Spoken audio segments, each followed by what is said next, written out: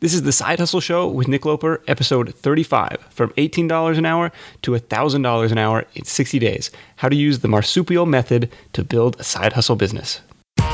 Welcome to the Side Hustle Show, where aspiring part-time entrepreneurs learn how to turn their side hustle dreams into reality. Because your 9 to 5 may make you a living, but your 5 to 9 makes you alive. And now, your host, Nick Loper.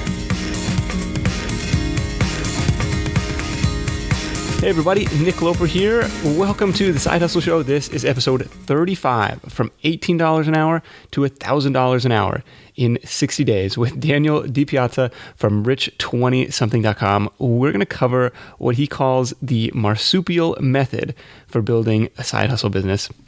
Now, I found Daniel through a guest post he did on under30ceo.com called Hacking Elance.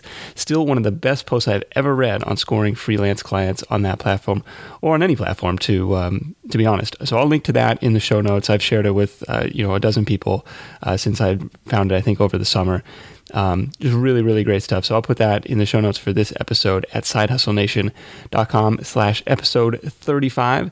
So we recorded this session right after I got back from New Media Expo in Las Vegas, which was awesome. Got a ton of ideas for Side Hustle Nation and met, half a dozen of the previous guests on the show. It was really, really cool. But my flight was delayed getting back home. I didn't get back home until 3:30 this morning. And you know the sad thing? That means my latest night out in Vegas was actually my trip back home. So a couple quick shouts before we get Daniel on the line. First, Nick Ruiz from recycledgogetter.com and episode 30 of this Side Hustle Show dropped in a new 5-star iTunes review. He says, "Love the hustle. I don't subscribe to too many shows, but this one is mandatory for me. Love Nick's content. Keep them coming, brother." And next one is from EST191144. He or she, it could be, says, "Honestly helpful. This podcast is useful and worth my time. Well, we aim to please. Thank you for your reviews. If it's not worth your time, stop listening. Seriously." But you're going to love this chat with Daniel from rich20something.com, and let's jump right into it. Hey, Daniel, welcome to the Side Hustle Show. Nick, so happy to be here. Thank you for having me so much. All right, everybody. Daniel is a freelance entrepreneur. He's got a unique way of looking at business I think you're really going to like. So today we're going to talk about how he removed the middleman, aka his company, from getting to his real customers and started a freelance online business that generated $15,000 in revenue in the first 2 weeks. So Daniel, let's start off from the beginning. Your kind of quick backstory. How did you get started as an entrepreneur trying to make money online or just in general? You made that sound so cool. I wish I could. That's the way I want to be able to tell it. I still have trouble when people ask me, "So what do you do?" I'm like, "I do stuff on the computer." So that's a good question, man. I guess the main way I started was I was at an impasse, and so about 21, 22, I just got out of school, and I thought to myself, I have a couple options here. I can go back to school and I can get another degree, but I didn't want that because I didn't feel like I wanted to do anything in the professional set. So I didn't want to do doctor, lawyer, engineer. That didn't interest me. But I also didn't want to do corporate. That really scared me. I always tell my friends and my parents I felt like one of those fat kids at the YMCA swimming pool with the water wings on. And I felt like all my my friends were in the pool. And they're like, "Daniel, come on, jump in. The water's great." And I was like, "No, I don't want to come in." Okay. I felt about the corporate environment, wasn't interested. Unfortunately, though, what that left me doing was pretty average wage jobs, $7, $10. So it wasn't really a good situation. And so I was working at a restaurant. This is about 2 years ago now. And I thought to myself, this really sucks. I need to figure out a way to do something for myself. So I started racking my brain. I thought, I've made it this far. I've got to have some sort of monetizable skill. And I remembered that I worked at Kaplan, which is a test prep company owned by the Washington Post. I worked there in college. I'm pretty good at standardized tests. I do well. Okay. And so I worked there, and I taught the SAT and ACT and GRE and all that kind of good stuff. And I thought, I remember when I was there, I made about $18 an hour, which was really good at the time. I mean, it's actually pretty good for any wage job. $18 an hour is pretty good. Yeah, definitely. It definitely is good. And I didn't get 40 hours a week, but I still felt good about that. But I remember one day I was reading through some of the promo materials, and it's not like this was kept secret, but it really shocked me. I saw that the rate for my services was over $100 an hour. It was like $110 an hour. So Kaplan's paying you $18, but they're collecting $120 from the customers? Correct. Exactly. And I was like, whoa, hold on. Because I mean, sometimes literally it was me driving to the client's houses. Like I kind of understand when I'm in like the Kaplan facility, which they don't have too many of them anymore. I kind of understand when I'm in their building and they have to pay lights and management and all that kind of stuff. I kind of understand. I think it's still a rip. But literally a lot of times I'm driving to their houses and Kaplan's just like, all right, go do this thing. I'm like, okay. And I thought it was a great deal. But when I realized that they were taking $100 for every 20 of my dollars, I'm like, whoa. Yeah, that's a pretty good markup. Yeah, it's a really good markup, So I learned a couple things. One, I learned that my services were worth quite a lot of money. And that's a huge mental shift when you realize that something that you do is worth a lot of money to somebody when you didn't think you didn't really put too much thought into it. Right. And the other mental shift was that, obviously it wasn't me that was at a disadvantage, it was them because they're really the middleman. I'm the one with the skill. So I started up my own test prep company, and the 30-second explanation of how I did that was I thought to myself, okay, well, I don't have any clients, but I do have a good background in teaching this stuff. So I went out into the community. I was in Atlanta at the time. I went to the community and I looked for private admissions counselors who help high-profile students get into Yale, Harvard, all these high-level schools, and they exist out there. And man, that's how these kids are getting into these big schools. They hire private guidance counselors. And so I looked for these guys. I said, hey, you help craft applications, but I help people get amazing test scores. You need that. And so I asked them, hey, I'll come in-house with you and I will be your in-house test prep guy. You refer me your clients and I will give you a small amount of money back. Okay. And yep. And I was instantly in business, and I literally had more clients than I could handle. So basically I set up an affiliate relationship with these counselors. Absolutely. Worked out beautifully. Was there any pushback from the counselors being like, hey, who is this guy? What are his credentials? Like, I'm putting my reputation on the line, sending my customers to you? Well, actually, the way it ended up working out was there was a period of time where some of the counselors were hiring, they were outsourcing their clients to Kaplan. So basically, the clients would come to them and say, hey, I want to go to Yale. What do I do? And he'd say, well, you need X, Y, and Z, and you also need test prep. Here, go to my guy at Kaplan. Okay. And so they were already outsourcing. And since they knew I was from Kaplan, since I came with that skill set that they knew about, they trusted that because they knew that if you teach at Kaplan, you can only be in the top, 95 percentile of all test takers, whatever. Okay. And so they already trusted that. And plus, they were frankly making more money from my affiliate relationship than they were from Kaplan. So it was easy win. Yeah, I got you. When there's that much margin involved, it's easy to find a middle ground where everybody can win. Well, think about it this way. We so Kaplan charges about $1,000 for their premium test prep courses, which honestly is really reasonable because I took Kaplan. It did like wonders for me. I have, again, no super reason to endorse them. I just think they do good work. But it does work. So I think $1,000 is even worth it. But I'm like, you know what? I don't have all this overhead. So I ended up charging like maybe $297 for the same class. It's a 6-week class, which is just, it meets once a week, 6 times. So it's just, and it meets for, like maybe 2 hours. So 12 hours of work pretty much. Okay. I ended up charging $300. And, but when you have a class of 30 kids, that's $10,000 basically, for 12 hours of work. So we're looking at around, not including the work that you'll do at home, but just like in classroom, like around $1,000 an hour, which what? I'll take it. Yeah, I'll take it. What? So to go from that'd be a great blog article. From $18 to $1,000 an hour. That's a good article. Yeah, that sounds like an awesome story for sure. I need to write that. Yeah, take a note of that. Okay, was there any pushback from Kaplan on like, hey, you signed a non-compete or something like that? First of all, I think there's a certain like limitation on that in terms of time.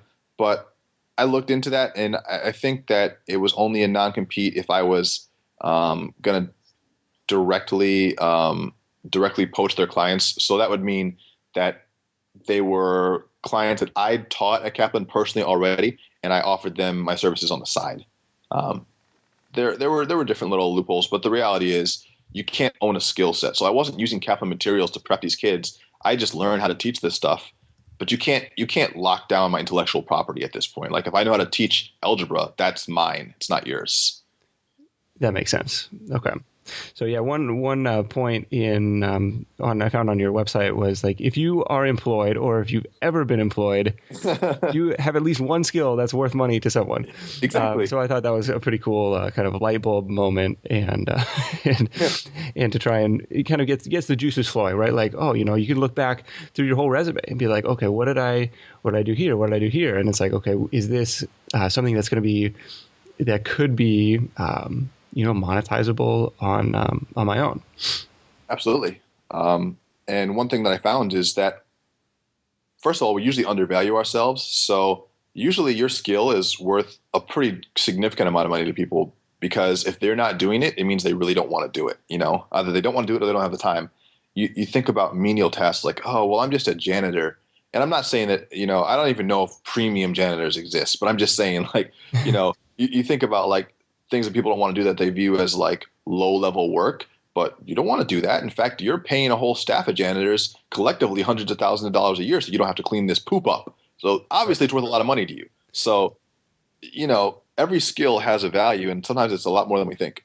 Yeah. So some enterprising janitor went out there and was like, okay, I'm going to, I don't know, start on my own, which is probably how half of them got started anyways. Yeah, I mean, that's how cleaning service. I mean, now you might not want to be the actual maid, but if you start a maid service, totally works, Yeah.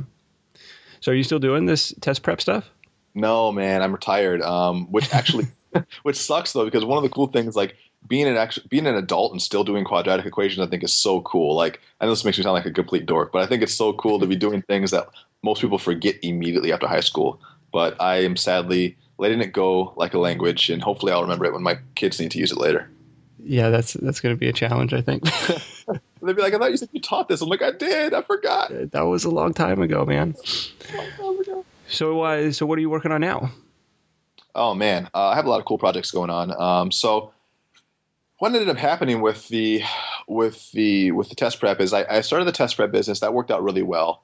But then I wanted to go mobile. I wanted to be able to work from anywhere, because test prep is a lot of driving and prep time. And so, I started up a web design company, and then the very short story of that. The very short story of that is I thought to myself, all right, well, I'm going to do web design, but I'm really good at selling. I'm not that good at designing. So let me just sell the websites, and I'll have friends or sometimes even outsourcers just do them for me, and I'll collect a commission off that. So that ended up working out pretty well. So I kind of had those two businesses running at once. That was fun. And then I wanted to take it to the next level. And I thought, well, let me write about. Hold on. So you're approaching potential customers, say you need a website, you need to improve your existing website. I can do that for you. And then turning around and being like, I don't have any idea how to do that, so I'm going to find somebody to get that done for you. Well, the actual thing that happened was I'm decent at designing websites, but my main problem is that, just like most of us, I can learn anything. So if it's my personal website, if I need to do something, I can afford to spend 4 hours figuring it out. But if I have a web design client, not only do I need to do it well, but I need to do it pretty quickly too to be able to scale. Yeah. So what I was realizing was that, I could learn how to do this, but I can't scale fast enough to do this to the best of my ability and make the most money that I need. Right. Because I'm just proficient. I can do some HTML, I can do some CSS, but sometimes it's a struggle. So, that's the struggle. Yeah, so, I'm in the same boat. Like I spent like the better part of, a day and a half, like trying to do these like minor, CSS tweaks and theme customizations and stuff. And it's fun. Like when you hit refresh and you're like, oh, it actually did what I thought it was going to do. But it can be frustrating too, to bang your head against the wall for an hour and a half. And yeah, you're like, float, damn it. I said float right. Yeah. Float. But so it's fun and frustrating when it's for your projects, but when it's for a client, like I'm literally like, well, I'm down from $50 an hour to $35 now. Now I'm down to $12. Now I'm making no money. Yeah. Definitely. because it's very frustrating. So I thought to myself, all right, well, I wrote this article. I did this whole research, this really detailed research on Elance on how to get clients, how to find them, how to convince them to pick you to do their work, and I realized through this whole process that I was really good at selling. And here's the key to this. It's it's very counterintuitive, but it's make a video sales pitch, 30 seconds to 2 minutes. But make a video sales pitch. No one on Elance is doing it, and even me saying it on here, no one's still going to do it because people are too scared or they think that it's not a good idea. But trust me, it works. Yeah, when I read that, I was like, "This is the simplest. this is the dumbest thing that people could easily set themselves apart. If you ever post anything on Elance, you get like 50 replies. Half of them are just form letters where they just like auto blast you with garbage. Dear sir, dear madam, dear hiring manager. It's like, did you even read the thing? So when somebody is going to take the time to do a video, even if their price is going to be a little bit higher than maybe the average, it's a awesome way to kind of combat the race to the bottom that these freelance sites kind of get their reputation for. Exactly. And so, look, man, you just run the numbers. If you start doing, I was at one point I was doing five video pitches a day, so maybe around 20 to 25 a week. I was landing about 2 a week at an average of $2,000. So we're talking $4,000. Times. Maybe I could do that. Maybe I could do that every week. Maybe 1 week I nailed none. Maybe 1 week I did one. But I was. This is for the web design stuff, or what kind of work are you targeting here? This is all web design. Okay. So some weeks 2 or 1, some weeks 0, but on average, maybe like 8 a month. 8 at $2,000 is nice $10,000 to $16,000 depending on what the price is. It's pretty decent money. Yeah. No, I think a lot of listeners would be happy. I'd be happy with that. That's awesome. Yeah, it's in it, so it's good. But then I realized, I need to outsource this stuff, and so that cut into my profits too. And then it became like managing people, which isn't necessarily my favorite thing to do. It's a good skill set, but it's not the thing I want to do forever. Yeah. So as I started writing about this stuff, and I started getting a little bit more traction, and people were started to grow a little bit of a following. My writing started to get a little bit better, and then what ended up happening is it started snowballing into consulting. So I started writing things. People started paying attention to what I was writing. Then other people came to me and said, "Hey, do you want to write for us? What do you think about this? Can you design a product funnel for that?" And so now what I'm basically doing is I'm using my blog to run a consulting business. And in the meantime, I'm working on a couple other cool side projects. I'm launching a dropshipping business this year. I'm launching a book so I can get some passive streams. Cool. And trying to get everything rolling. What's the book about?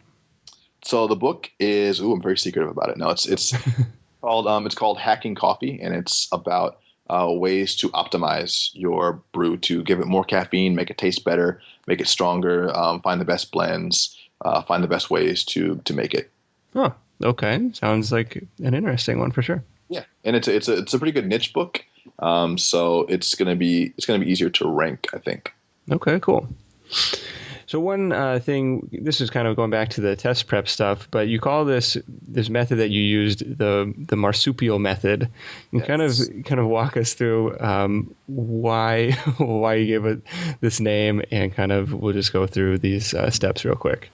Yeah. So marsupial. So marsupials, they keep their young in pockets. I know kangaroos are marsupials. I know that possums are marsupials. Are koalas marsupials?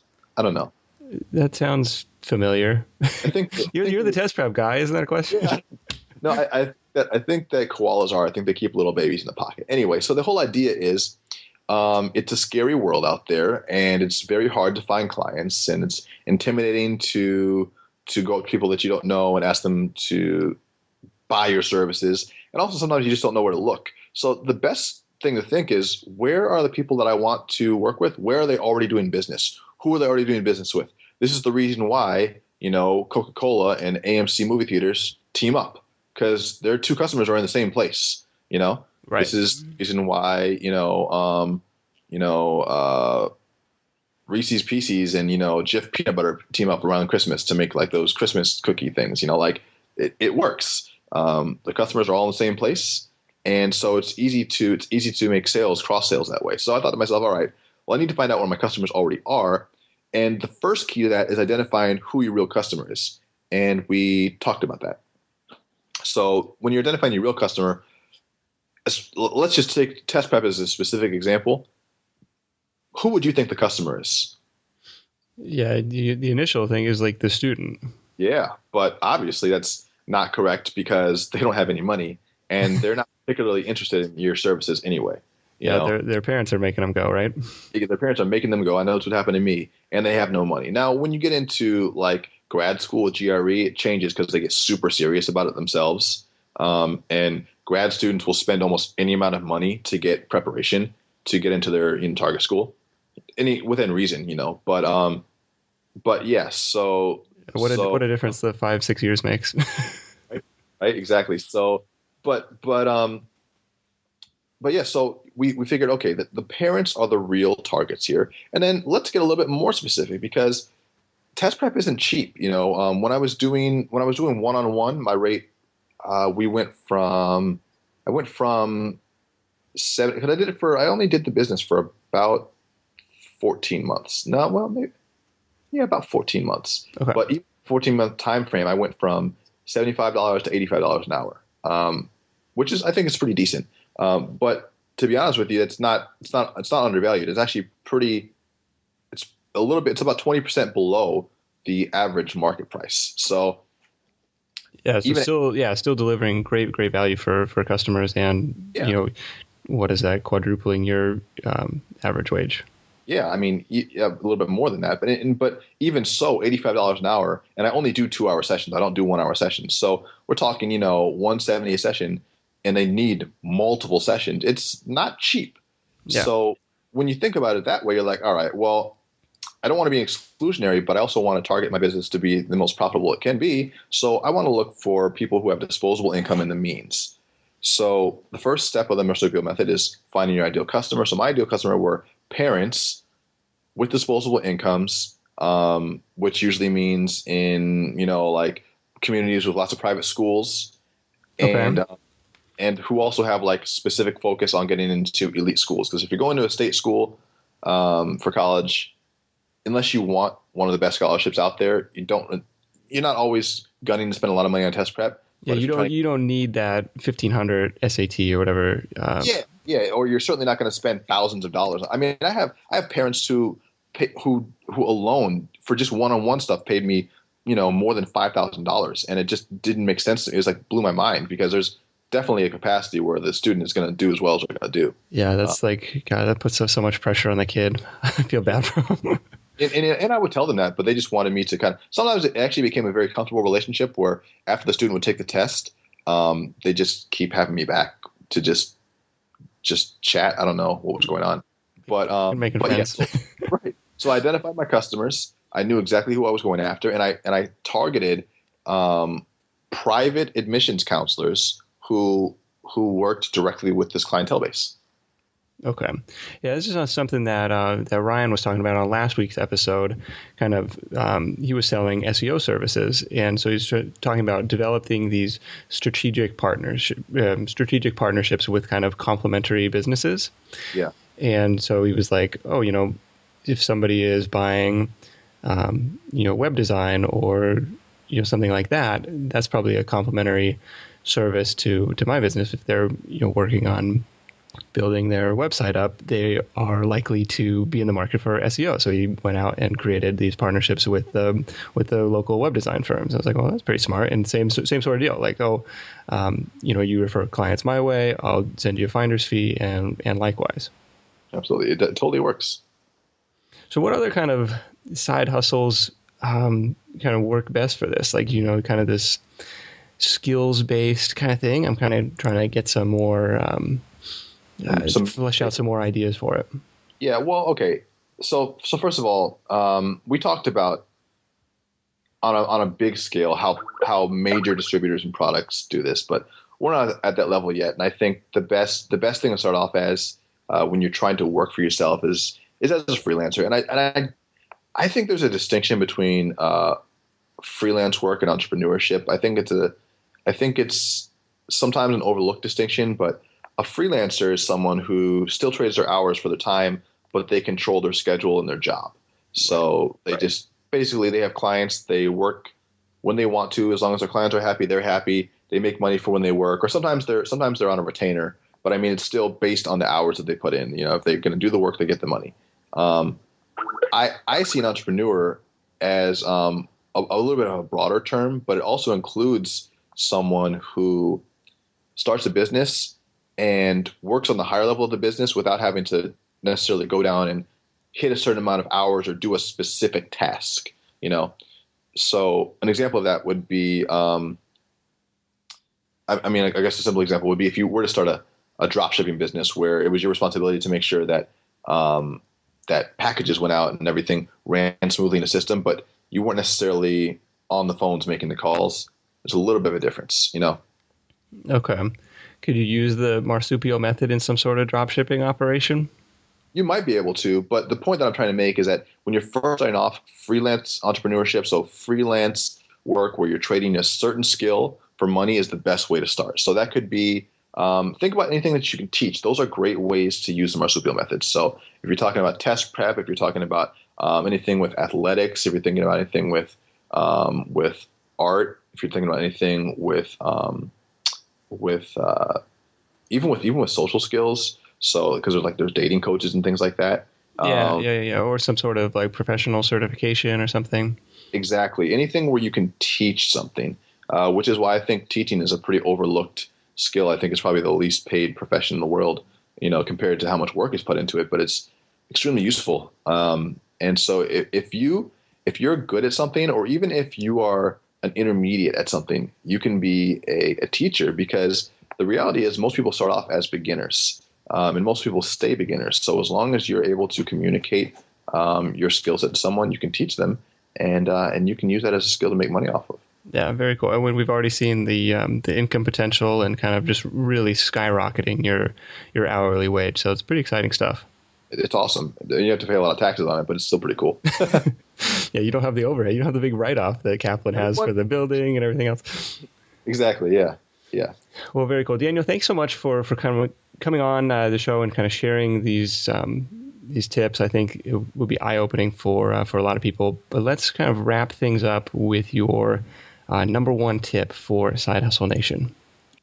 A lot of people are chasing after their passion, and they want to do something that makes them really happy. And I agree with that. I'm cool with that. I think that it's a great ambition. So I think that we should strive to do things that make us happy. But I also think that what we often overlook is when we become really good at something, we start liking it more, and then we grow the passion afterwards. So, for instance, I'm not really a big tennis fan. I don't like it. I mean, I'm just pretty neutral about it. Okay. But if I woke up tomorrow and I was like Roger Federer, I would fucking love it. Sorry, I would love it. But I would love it because, the better you are at something, you're like, man, this really is fun. Yeah, it's really fun when you're crushing something. Yes. It's awesome. And so, but the cool thing about that is that's not about talent. That's about cultivating skill. So if you look at something and you're like, okay, well, this has a pretty decent outlook that I think this could help me to achieve my goals.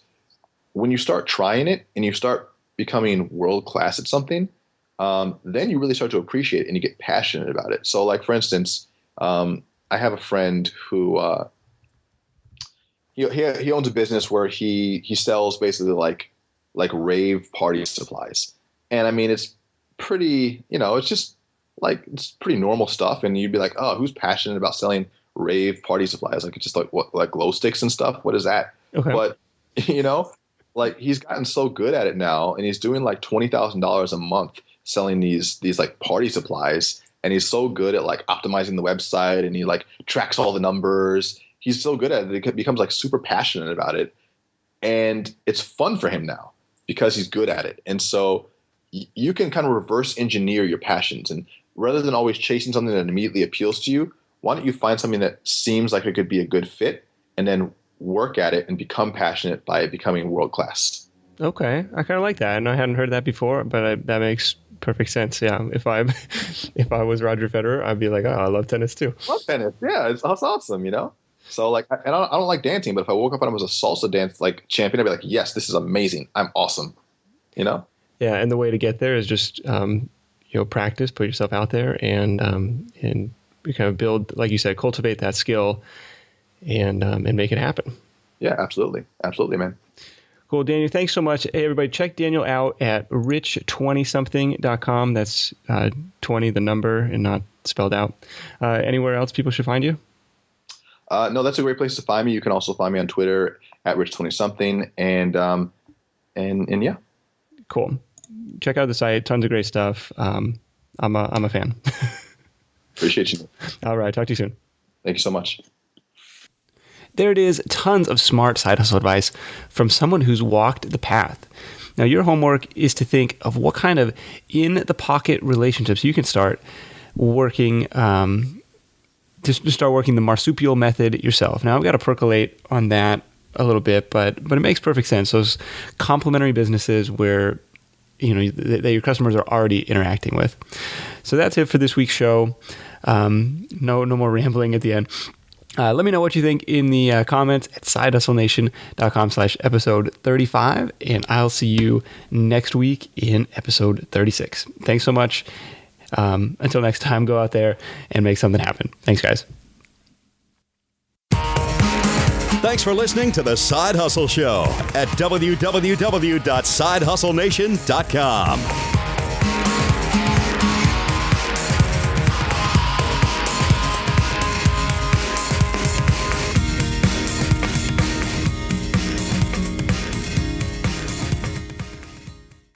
Man, 35 episodes? This is starting to be a pretty legit show.